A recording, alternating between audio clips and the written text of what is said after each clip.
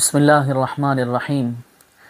اللہ کے نبی صلی اللہ علیہ وسلم فرماتے ہیں اذا مات ابن آدم انقطع عملہ الا من ثلاث، کہ جب انسان کا انتقال ہوتا ہے نا، جب انسان اس دنیا سے چلا جاتا ہے تو اس کے اعمال نامے کا رجسٹر بند ہو جاتا ہے، اب نہ وہ نماز پڑھ سکتا ہے، نہ وہ روزے رکھ سکتا ہے، نہ کوئی اور کام کر سکتا ہے، نیکیوں کا رجسٹر بند۔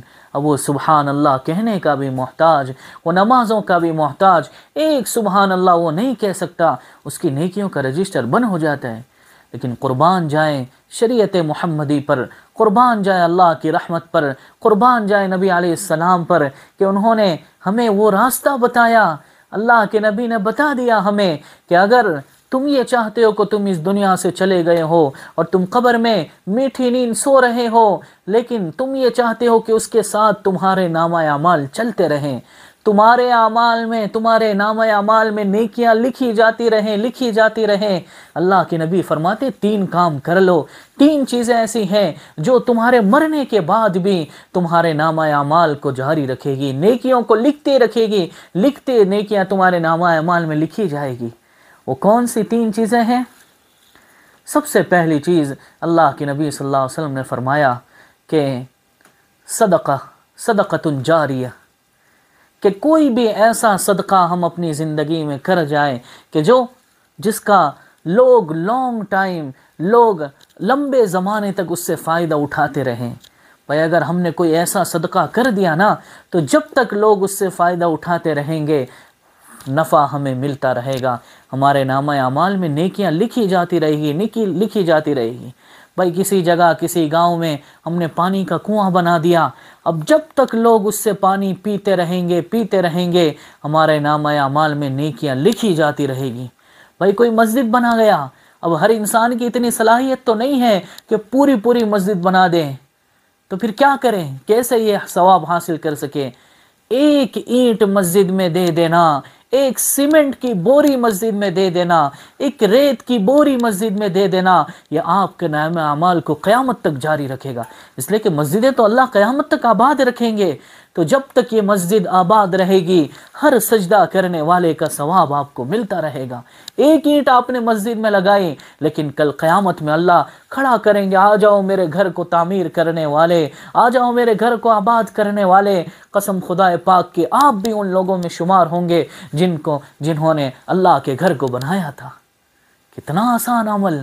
تو سب سے پہلا صدقۃ جاریہ، کہ کوئی بھی ایسا صدقہ کر جائے جو لانگ ٹائم ہو اور لوگ اس سے نفع حاصل کرتے رہیں، کسی غریب کو گھر بنا کر دے دیں، کسی مدرسے میں چند روپیے دے دیں کہ بھائی اس کی کچھ تعمیر کر لیں، کسی مسجد میں چند روپیے دے دیں، ایک اینٹ بنا کر ایک اینٹ دے دیں، تو اس کا ثواب آپ کو ملتا رہے گا چاہے آپ قبر میں میٹھی نیند سو چکے ہوں۔ تو پہلی چیز اللہ کے نبی نے بتائی صدقۃ جاریہ۔ دوسری چیز اللہ کے نبی صلی اللہ علیہ وسلم فرماتے ہیں او علم ينتفع به، یا ایسا علم جس سے لوگ نفع اٹھاتے رہیں۔ بھائی آپ کو اللہ نے علم دیا تھا، آپ اپنی زندگی میں ایسا علم لوگوں کو سکھا کر چلے گئے جس کی وجہ سے لوگ اس سے فائدہ اٹھاتے رہے۔ آپ نے کوئی کتاب لکھ دی، آپ نے کوئی بیان ریکارڈ کرا دیا، یا آپ نے کوئی بیان کر دیا جس کی وجہ سے لوگ ہدایت پر آ گئے، جس کی وجہ سے ایک بندہ آپ کے کہنے پر عمل کرنے پر آ گیا۔ اب جب تک وہ عمل کرتا رہے گا آپ کو ثواب ملتا رہے گا۔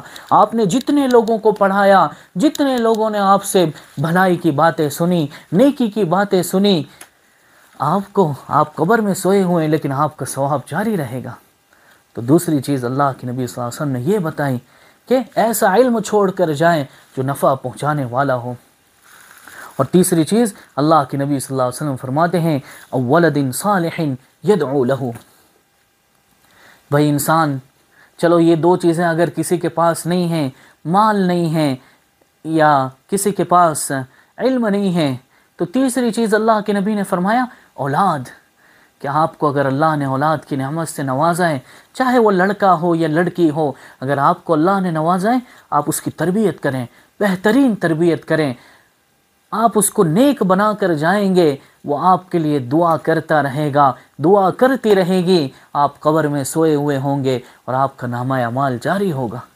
کیا خوبصورت ہماری شریعت ہے، قسم خدا پاک کی اگر ہم اپنی شریعت کو سمجھنے کی کوشش کریں، کوئی چیز ایسی نہیں ہے جو ہماری شریعت میں دھندلی نظر آتی ہو، ہاں ہر چیز بالکل کلیئر۔